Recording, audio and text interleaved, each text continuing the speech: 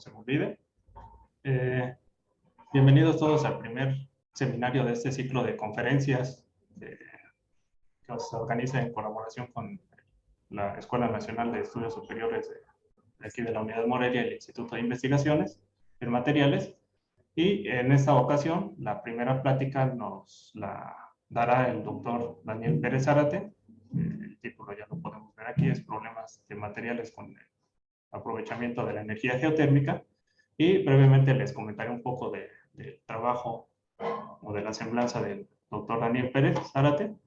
Él es originario de Oaxaca, es egresado de la licenciatura en Ingeniería Química del Instituto Tecnológico de Oaxaca y posteriormente realizó la maestría y doctorado en la Universidad Nacional Autónoma de México en temas relacionados con lo que nos va a presentar ahorita. Posteriormente hizo una estancia postdoctoral dentro del Centro Mexicano de Innovación en Energía Geotérmica, el CEMIEGEO, de 2014 a 2016, y de 2016 a 2021, hasta el año pasado, fue catedrático CONACYT, adscrito al Departamento de Recursos Naturales del Instituto de Geofísica de la UNAM. De 2019, del año pasado a la fecha, el doctor Daniel es investigador asociado de tiempo completo en el IER de la UNAM y colabora en diversos temas de investigación relacionados con estudios experimentales de procesos químicos entre fluidos geotérmicos y minerales bajo condiciones de yacimiento, y también en el área de modelación geoquímico-numérica avanzada para evaluar las condiciones de yacimientos geotérmicos en el aprovechamiento de la energía geotérmica, y también colabora en el desarrollo de nuevos métodos avanzados en geoquímica de fluidos y alteración hidrotermal para la exploración de sistemas geotérmicos ocultos en el país. Cuenta con trabajos publicados en revistas indizadas, capítulos de libro, memorias de congresos nacionales e internacionales, y también en la formación de recursos humanos. Y actualmente es parte de la planta de profesores del posgrado de Ingeniería en el posgrado de Ciencias de la Tierra de la UNAM, y ha participado en diversas simposios, seminarios académicos y demás, ¿no? Sus principales áreas de investigación son en el área de energía geotérmica, un poco de lo que nos va a hablar, y finalmente me gustaría resaltar que tiene 3 reconocimientos: 2010 por la mejor presentación de póster como estudiante de posgrado en el Congreso Internacional de Fluido Roca, en 2015 por mejor tesis de doctorado en 25º Certamen Nacional de Tesis realizado por la CFE y el Instituto de Investigaciones Eléctricas, ahorita ya es el INEL, y en 2016 el premio de la Fundación UNAM-CFE por la investigación realizada en el tema de energías renovables. Y pues sin más, le doy las gracias a Daniel por haber por haber aceptado la invitación, y adelante, Daniel. Sí, muchas gracias, doctor. Y bueno, agradezco la invitación para poder compartirles un poco sobre el tema de la energía geotérmica y sobre todo en estas problemáticas que se han visto ya a nivel de planta, que está relacionado con los materiales al momento de aprovechar este recurso, no solo en México, sino alrededor del mundo. Bueno, el contenido del seminario lo realicé de la siguiente manera. Voy a dar una breve descripción sobre qué es la energía geotérmica, cuáles son sus aplicaciones de este recurso, tanto en la industria como usos directos, cuál es la situación actual de esta industria geotérmica, tanto en México como en el extranjero, y sobre todo aquellos problemas que les menciono en materiales al momento de aprovechar los fluidos geotérmicos. En este caso, también algunas áreas de oportunidad en investigación y desarrollo de nuevos materiales. Y finalmente, los nuevos retos que nos conlleva a tener algunas posibles soluciones para solventar estos problemas y que se beneficie la industria geotérmica, no solo a nivel nacional, sino en todo el mundo. Y bueno, la energía geotérmica está relacionada, o es más que la energía térmica que se encuentra almacenada y accesible en nuestro planeta, y está asociado con la estructura interna del mismo. Recordemos que nuestro planeta En el interior se tiene un núcleo en el cual emana energía y está envuelto por un manto, el cual se encuentra en constante movimiento. Se conoce como energía geotérmica o simplemente geotermia al estudio de utilizar precisamente esa energía térmica que tenemos en profundidad y que es transportada a través de la roca y fluidos hacia la superficie desde el interior de la corteza. Cabe mencionar que la Tierra se formó alrededor de 4.600 millones de años y el interior del planeta se calentó rápidamente cuando la energía cinética y gravitacional de diferentes materiales fueron convertidas en calor. En este sentido, existe la teoría de la tectónica de placas, en donde podemos dividir como en un rompecabezas el planeta, y de esta teoría lo más importante es que existe lo que se llama el anillo de fuego del Pacífico, en el cual existe actividad volcánica y magmática que incluye estas placas tectónicas. Afortunadamente, nuestro país está cerca de este anillo de fuego, desde la península de Baja California hasta toda la parte del sur por el Golfo de Tehuantepec, y a través del tiempo se han identificado diferentes sistemas geotérmicos, los cuales se han aprovechado para la producción de electricidad y algunos usos directos. En este sentido, si nosotros tenemos la oportunidad de ir a una mina o a una caverna y podemos bajar en ella, vamos a notar que al momento que bajamos, la temperatura se incrementa. Esto se puede definir por el gradiente geotérmico, que en promedio a nivel mundial se estima de 30 grados centígrados por kilómetro. De hecho, si se perfora un sistema geotérmico y se registra cada temperatura a cierta profundidad, se obtendría una curva como se muestra en esta figura, en donde tenemos que la temperatura aumenta en función de la profundidad. Cuando hablamos de un sistema geotérmico convencional, vamos a tener este tipo de comportamiento debido a la presencia de un yacimiento, en donde se tiene emplazado rocas con diferentes minerales que interactúan con los fluidos. Cuando hablamos de un fluido geotérmico, estamos hablando tanto de gases como de agua. Finalmente, cuando se llega a la profundidad del pozo, la temperatura se va a estabilizar a la temperatura que tenía originalmente, que se conoce como temperatura estabilizada, y en este ejemplo se tiene una temperatura de fondo de pozo de 265 grados centígrados. Entonces, al momento de perforar un sistema geotérmico, podemos observar este gradiente típico que nos indica en promedio un aumento de 30 grados centígrados por kilómetro. Claro que va a depender de la temperatura, puede ser mayor este gradiente o menor, dependiendo de las condiciones que tengamos en la zona de estudio. Y bueno, en la superficie nosotros podemos averiguar o investigar sobre estos tipos de sistemas geotérmicos mediante las manifestaciones en superficie.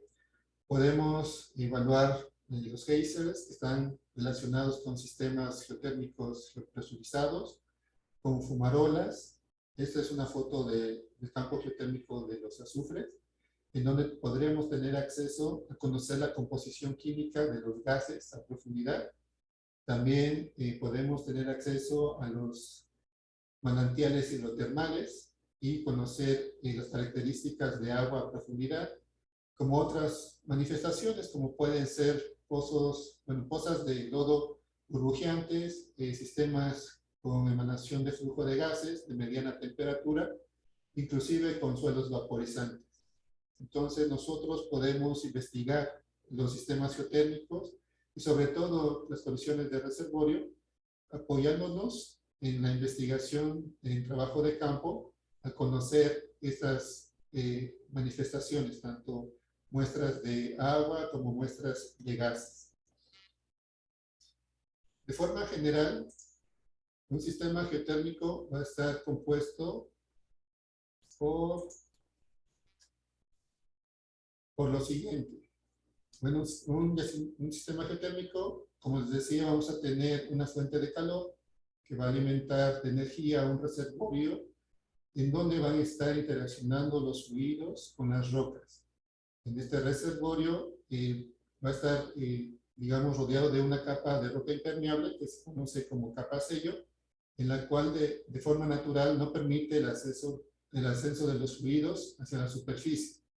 Una vez que se perfora el pozo geotérmico, vamos a obtener el acceso a los fluidos y aquí va a haber unas condiciones de cambio termodinámicas y cinéticas en las cuales van a estar en función de reacciones químicas, pero básicamente este fluido que se extrae se utiliza en una turbina para generar energía eléctrica, ya sea en la industria, o se puede utilizar de forma directa. Una parte importante de un sistema geotérmico también es la zona de recarga, en de donde se tienen rocas permeables para que se recargue el reservorio, comúnmente es agua meteórica, y aquellos sistemas que se encuentran cerca de la costa sería agua de mar. Bueno, básicamente ese es el concepto de un sistema geotérmico. Vamos a tener una fuente de calor, un reservorio que está emplazado en una capa sello que no permite el traspaso de los fluidos y una zona de recarga que puede ser agua meteórica o agua de mar. En este sentido, les puedo comentar que el interés de la energía geotérmica ha crecido a nivel mundial, principalmente por dos puntos. El primero es el grave problema del cambio climático y el segundo es el agotamiento del petróleo. Este tipo de energía no depende de las condiciones climatológicas y puede ser explotada de forma continua en comparación con otras energías con otras fuentes de energía renovables. Es decir, se puede utilizar tanto en el día como en la noche. También se considera como un recurso de energía sustentable y puede reducir las emisiones de CO2, ya que en las torres de enfriamiento, como se observa en la pantalla, lo que emana básicamente la industria geotérmica es vapor de agua, claro, con algunas cantidades pequeñas de gases, pero mayor del 90% es vapor de agua. Es por eso que la exploración y explotación de este tipo de recurso natural se considera como una actividad importante para aumentar la capacidad instalada en la generación de energía eléctrica, no solo en el país, sino en todo el mundo, y resolver la problemática de acceso a energía eléctrica para los ciudadanos. Ya sea, y esta energía puede, como les digo, se puede utilizar ya sea como electricidad o mediante usos directos. Bueno, la situación actual de la industria geotérmica en México actualmente se cuenta con 5 plantas geotérmicas instaladas en el territorio nacional. 2 campos en la península de Baja California. Tenemos a Cerro Prieto en Baja California Norte y las Tres Vírgenes en Baja California Sur, ambas operadas por la Comisión Federal de Electricidad. Tenemos también un nuevo campo en el Domo de San Pedro que ya está en funcionamiento, pero aquí está operado por el Grupo Dragón. Y otros 2 campos, uno en Michoacán, que se conoce como Los Azufres, y otro en Puebla, que son los Humeros. Actualmente, en México ocupa el 6º lugar en el top 10 de las naciones con mayor aprovechamiento de la energía geotérmica. Sin embargo, puede aumentar su generación si llega a culminarse algunos proyectos que se tienen actualmente. Por ejemplo, se está evaluando otro campo que puede ser aprovechado en la zona de Acapulco. Se tiene otro campo en estudios para desarrollar este campo en Jalisco y diferentes otros estudios que han identificado otras zonas de interés geotérmico. En este sentido, existen colegas que han trabajado sobre un mapa de flujo de calor de fuentes geotérmicas, en la cual se han dividido diferentes provincias geotérmicas que están relacionadas con ambientes geológicos. y estimaron un flujo de calor con valores máximos de 200 megawatts por metro cuadrado.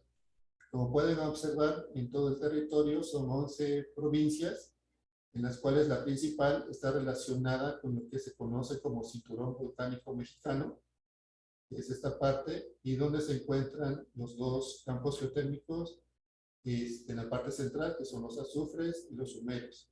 También se encuentra la península de Baja California, con buenos flujos de calor, que están relacionadas con la extensión del Golfo, y inclusive algunos que están relacionados con sistemas geopresurizados, pero estos sistemas aún no se evalúan en el país y aún requieren mayor estudio.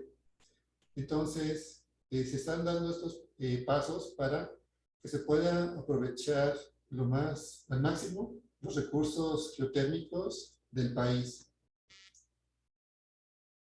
En este sentido, les puedo comentar que existen diferentes tipos de sistemas geotérmicos. Entre ellos tenemos los sistemas hidrotermales convectivos, los cuales son los sistemas convencionales, en donde tenemos tanto la fuente de calor, el yacimiento, como los fluidos. Tenemos los sistemas no convencionales, como son los sistemas geotérmicos mejorados, y que se conocen también como de roca seca caliente, en los cuales solamente se obtiene o se tiene la fuente de calor, pero no hay un fluido que pueda transportar esa energía hacia la superficie. Entonces se requiere tecnología especial para poder aprovechar estos tipos de sistemas, los cuales ya se están investigando en varias partes del mundo. También están, como les comentaba, los sistemas geopresurizados, que están relacionados con altas presiones como los geysers, en el cual también están siendo evaluados para poder ser aprovechados para la industria geotérmica. Otros sistemas son aquellos que están emplazados en cuencas sedimentarias, aquellos que la fuente de calor está en función del decaimiento radioactivo, sobre todo de uranio, y también unos sistemas que han llamado mucho la atención, sobre todo aquí en México, son los sistemas marinos, ya que colegas del Instituto de Geofísica, tanto del campus de CEU como de Michoacán, han identificado diferentes manifestaciones, ventilas hidrotermales, perdón, cerca del Golfo de California, con temperaturas muy promisorias. Sin embargo, aquí el detalle sería la perforación de estos sistemas, ya que se encuentran abajo del mar. Otro tipo de sistemas son los sistemas geotérmicos de agua caliente asociados con yacimientos de petróleo y gas. Este también es una línea de investigación que va creciendo, ya que alrededor del mundo se tienen pozos petroleros perforados que ya no se utilizan y ya no están produciendo petróleo. Entonces, la idea es utilizarlos para reactivarlos con el objetivo de aprovechar el recurso geotérmico que ya se tiene y volver a reactivar estos pozos, pero para la producción de electricidad con energía geotérmica o de coproducción, que sería también la producción de gas. En este caso sería metano. Y otro tema de investigación que también se está llevando a cabo en diferentes partes del mundo son los sistemas geotérmicos supercríticos, que ya se hablan de temperaturas muy altas y que están relacionados ya directamente con la actividad volcánica. Entonces aquí es un reto novedoso en el cual se requiere diferente tipo de tecnología, sobre todo que resistan las temperaturas muy elevadas. Bueno, en el país existen diferentes estudios que se han dado a la tarea de calcular un potencial geotérmico, en los cuales han identificado más de 20 zonas que se pueden aprovechar para la producción de electricidad o para usos directos. Sin embargo, se requiere aún más estudios para poder caracterizar estas zonas, ya que estos cálculos generan capacidades muy interesantes. Por ejemplo, en Acapulco se tienen estimaciones de 48 megawatts. También en la zona de Chiapas, del Cichonal, cerca del Cichonal, se tienen 45 megawatts. Como ven, también la mayoría de las áreas se encuentran en el cinturón volcánico mexicano, y en la parte sur se requiere aún realizar exploración geotérmica para poder identificar estas zonas y cubrir la mayor parte del territorio nacional, en identificar las zonas promisorias para el aprovechamiento de los recursos geotérmicos. Bueno, dentro de la aplicación de energía geotérmica, como les he comentado, son dos tipos. Una que es la producción de electricidad y la otra son los usos directos. En cada una ya se tiene la tecnología desarrollada. Por ejemplo, para los sistemas de producción convencionales, son 4 tipos de planta generalmente. La primera se conoce como vapor seco, en donde solamente se tiene la fase de gas y vapor de agua.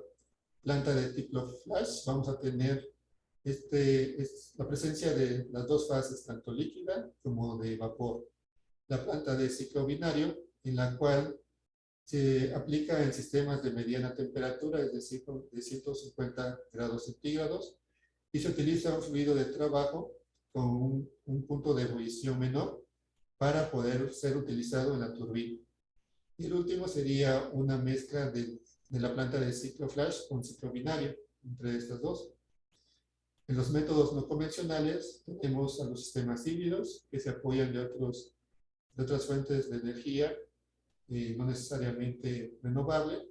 Los sistemas mejorados, los que les comentaba de roca seca caliente, y los sistemas de coproducción, los cuales se puede producir el gas de metano utilizando la energía geotérmica.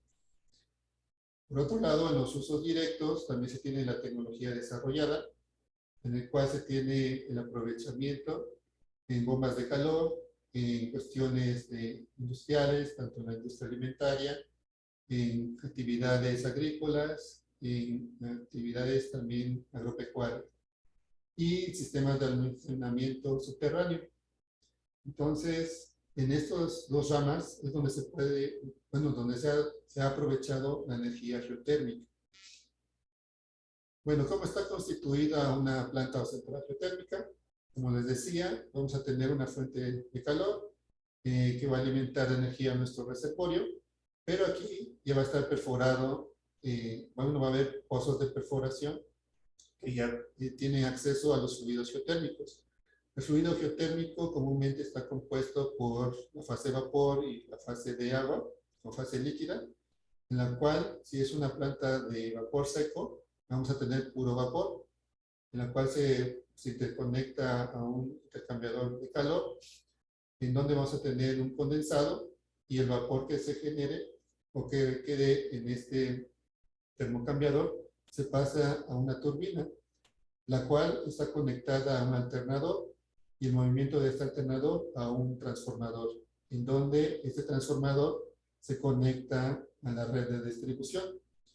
El condensado que sale de la turbina llega a otro intercambiador de calor, se condensa, y a través de bombas se inyecta otra vez al termocambiador, y de ahí a la torre de enfriamiento, en donde el fluido condensado se puede reinyectar al yacimiento, y se cumple así un ciclo. Aquí es interesante porque los sistemas geotérmicos pues son sistemas naturalmente de alta temperatura y alta presión. Al momento de perturbar un yacimiento geotérmico, entonces va a haber un cambio tanto termodinámico como de cinética en minerales, los cuales van a generar diferentes tipos de reacciones en superficie, y los cuales también podrían afectar los materiales, y bueno, de hecho afectan los materiales que se utilizan en la central geotérmica, desde los pozos de perforación hasta toda la tubería, las conexiones y contenedores, en el cual una planta geotérmica puede operar en promedio como 30 años, operando de esta forma, dependiendo de las condiciones del sistema geotérmico también. Bueno, en este sentido, en los usos directos, ¿qué es lo que se hace? Bueno, se tiene lo que se conoce como uso de cascada, en donde tenemos la temperatura de fluido inicial, en la cual se puede utilizar para la producción de electricidad. Posteriormente, en vez de reinyectar el fluido al yacimiento, se puede reutilizar esta energía. Por ejemplo, de este ejemplo tenemos 200 grados centígrados de temperatura de yacimiento y generamos un fluido de 150.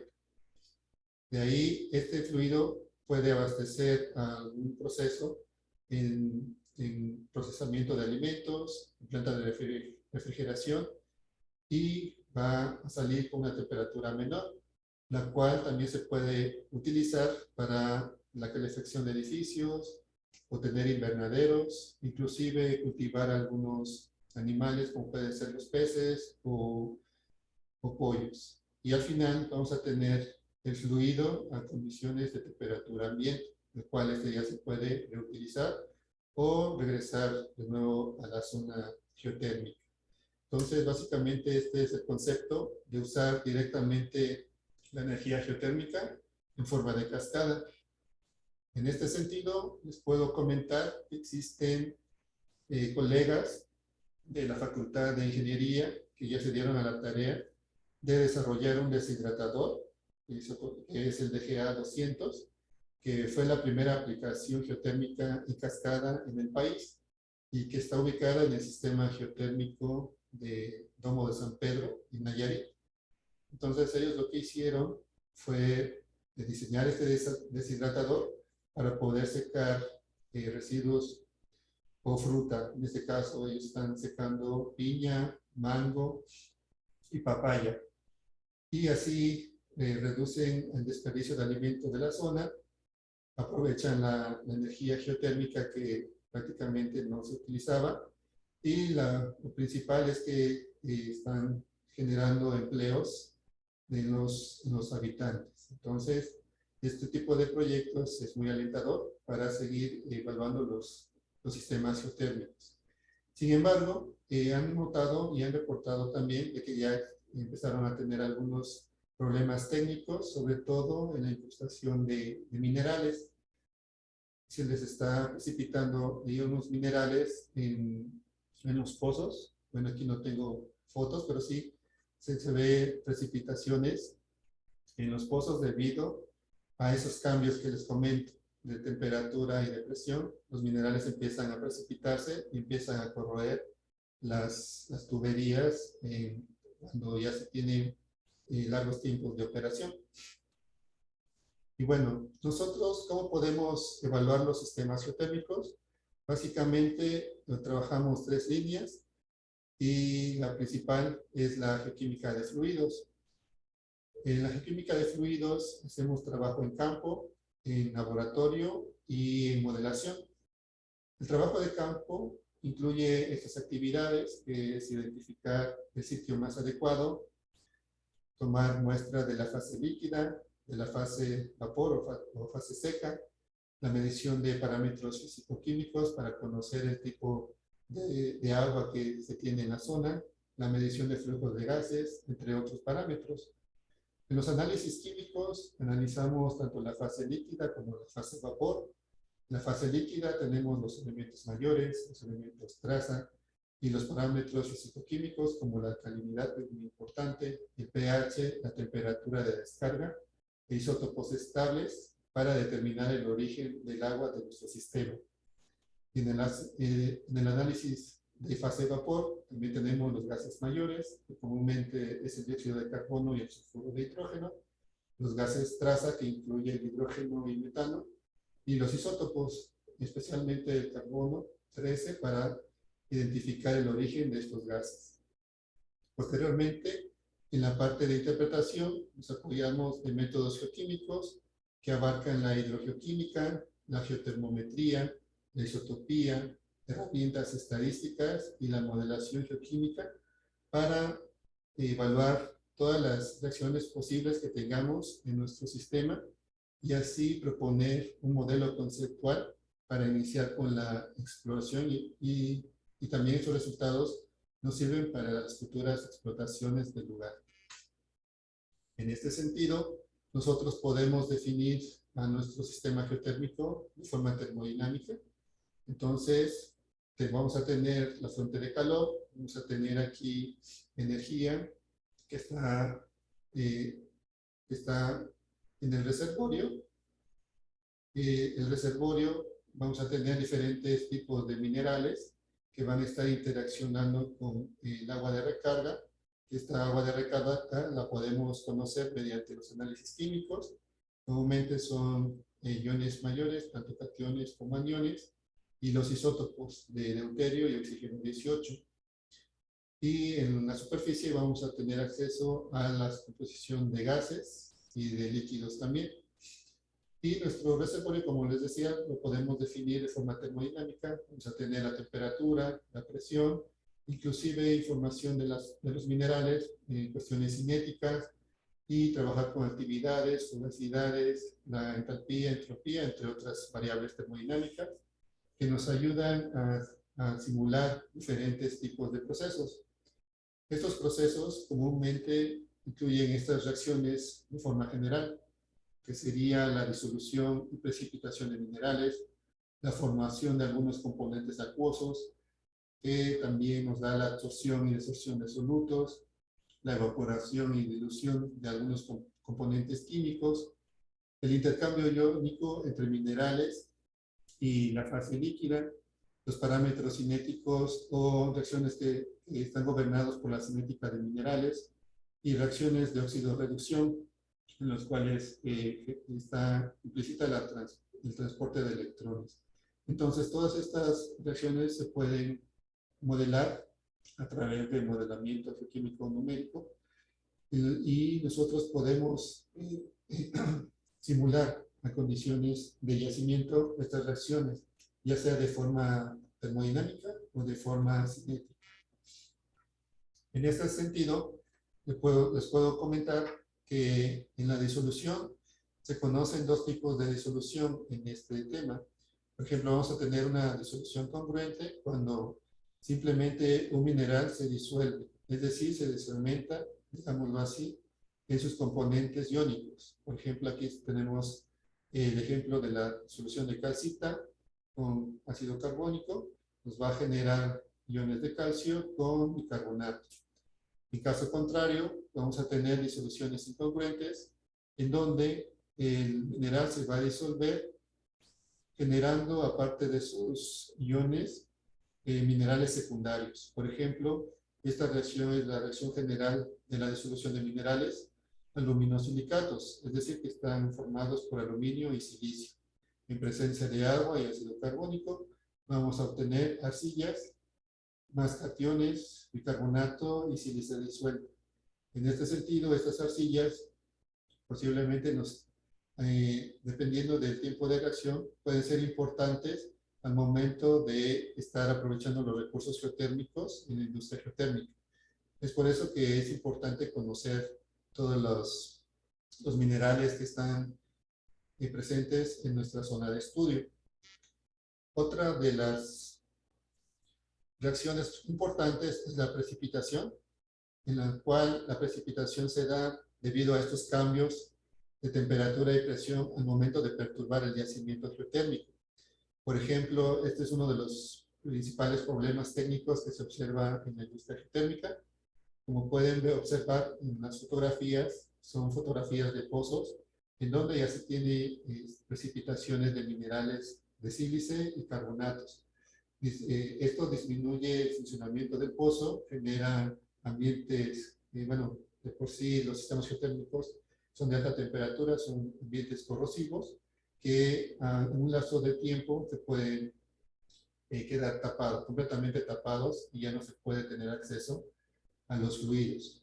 Entonces, es importante conocer el tipo de minerales que se encuentran en los sistemas y tener algún plan de contingencia o un plan para poder, no, de hecho se necesita investigación para poder evaluar la cinética de la precipitación de sílice, de carbonatos, para de una forma inhibirla o retrasarla y que genere una mayor vida útil a toda la infraestructura, tanto de pozos como de tuberías en las plantas geotérmicas.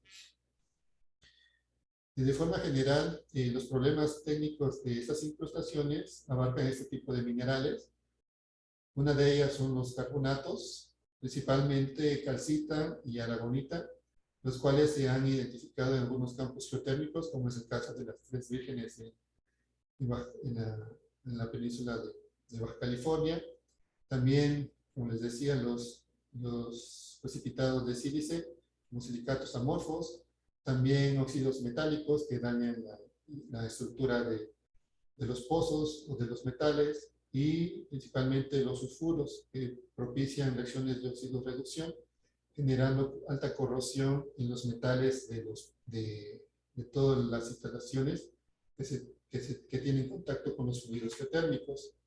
En este sentido, en las reacciones de oxidorreducción se observan principalmente en las reacciones de oxidación de diferentes minerales.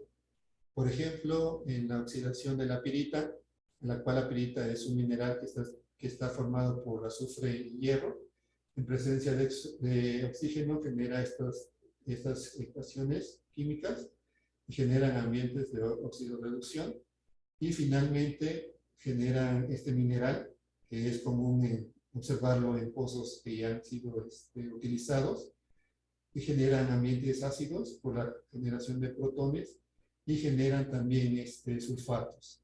De hecho, a nivel microscópico se pueden observar este tipo de problemas que se conoce como problema de escamas, que dañan la superficie de los metales a través del tiempo, dando consigo la precipitación de nuevos minerales que afectan la estructura inicial de los metales y finalizando con la corrosión de los mismos, desgastando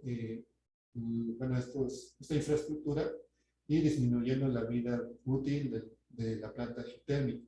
Entonces, esta sería una área de oportunidad en cuestión de ciencias de materiales para evaluar el desarrollo de materiales que sean resistentes a altas temperaturas, o generar algunos procedimientos para cubrir estos materiales con algunos materiales inertes que inhiban o disminuyan este tipo de reacciones y mantengan el funcionamiento interno de los fluidos geotérmicos. Y bueno, la otra parte es la corrosión, y donde se tienen este tipo ya de problemas ya muy graves, donde tenemos la incrustación y la corrosión de las tuberías, pozos y contenedores.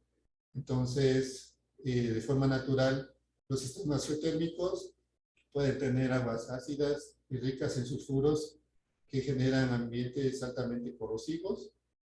También se van a tener minerales ricos en hierro, que son altamente corrosivos. De hecho, aquí en la gráfica muestro como ejemplo los minerales que se identifican comúnmente en pozos con esta naturaleza.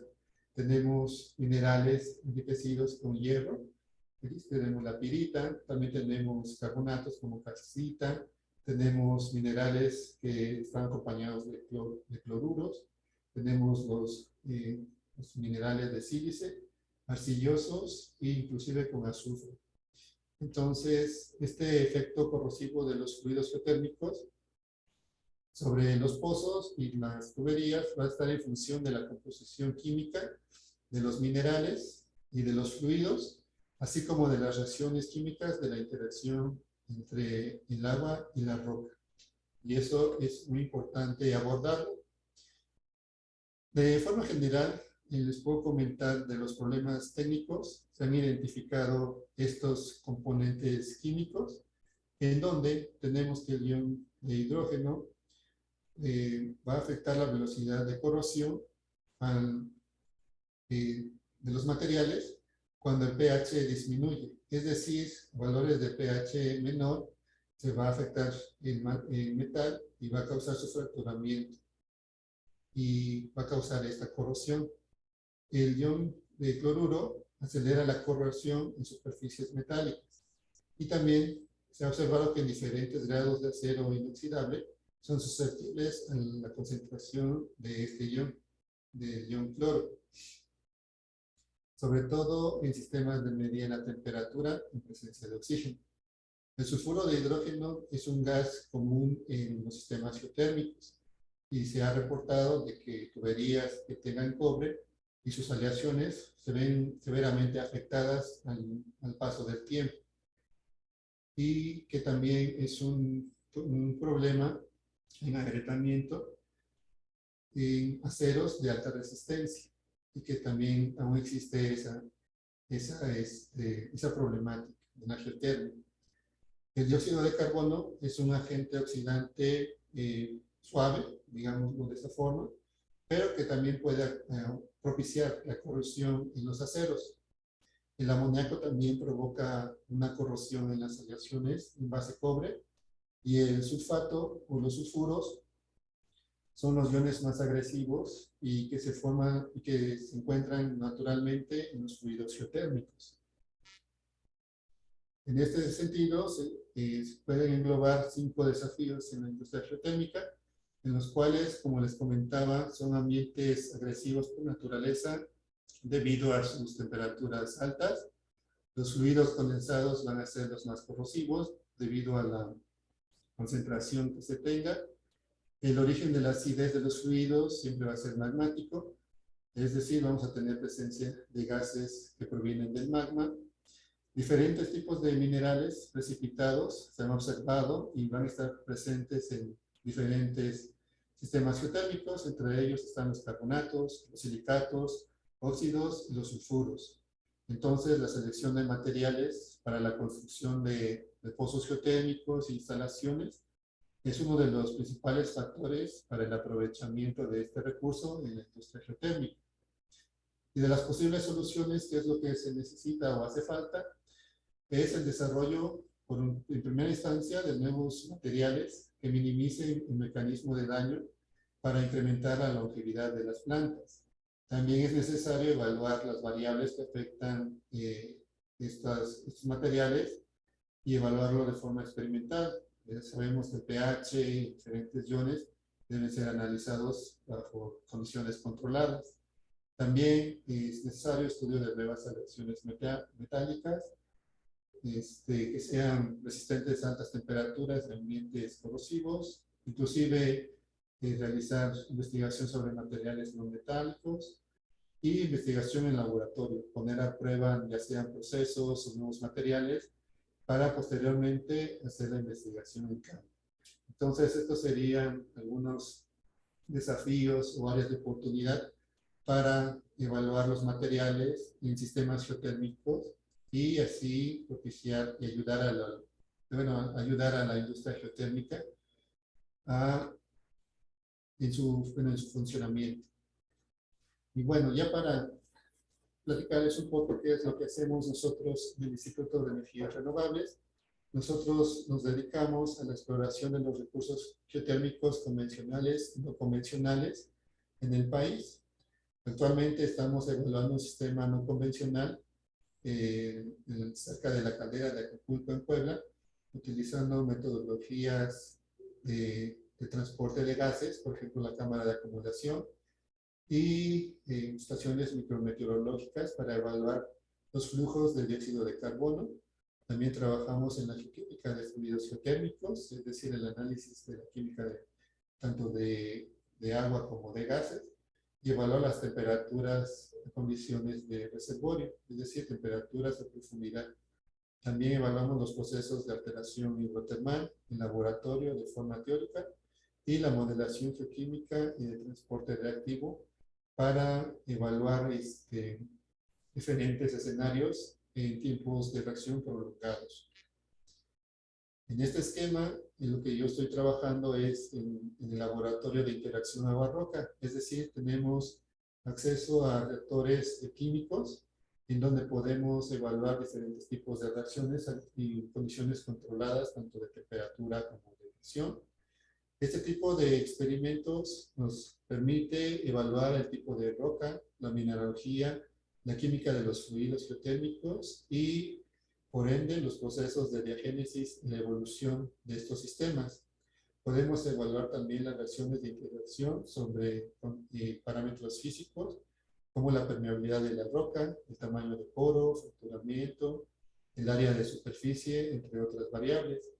Y a través de la modelación geoquímico numérica podemos evaluar de forma conjunta el origen y la evolución de diversas variables experimentales y, por ejemplo, se puede evaluar la capacidad de sellado en un sistema geotérmico.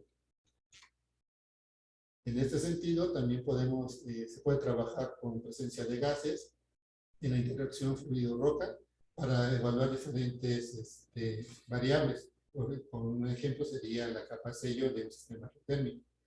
También se puede inducir la porosidad, la permeabilidad y la aumentación de los minerales o los mecanismos de migración.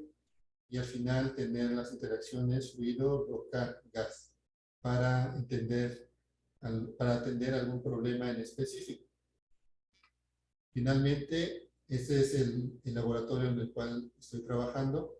Estamos en la etapa de mantenimiento del reactor. Este es el reactor.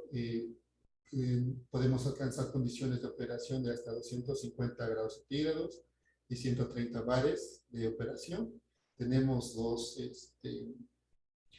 reactores. Como pueden ver, uno es abierto, tiene una ventana de cuarzo para evaluar reacciones de precipitación y observar al momento cuando se está precipitando algún mineral o condiciones de alta temperatura y de presión, que ya son sistemas cerrados. Este reactor es de alta capacidad, tiene un volumen de 2 litros y recientemente se adquirieron otros 2 equipos, pero ya son equipos más reducidos. Tienen las mismas condiciones de operación, pero tienen un volumen menor. Comúnmente son 300 mililitros, pero podemos utilizar también, podemos controlar tanto la presión como la temperatura y las revoluciones por minuto, como en este caso. Entonces, en esta área de investigaciones en donde estoy trabajando, aquí en el Instituto de Energías Renovables. Finalmente, les puedo comentar que ya se realizó el primer trabajo en este laboratorio, en donde analizamos la reacción de intercambio iónico de sodio con potasio en presencia de minerales que forman la roca de basalto a 150 grados centígrados.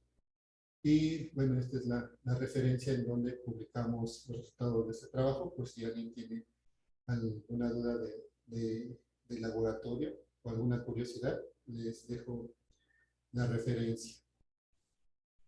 Y bueno, con esto finalizaría la presentación.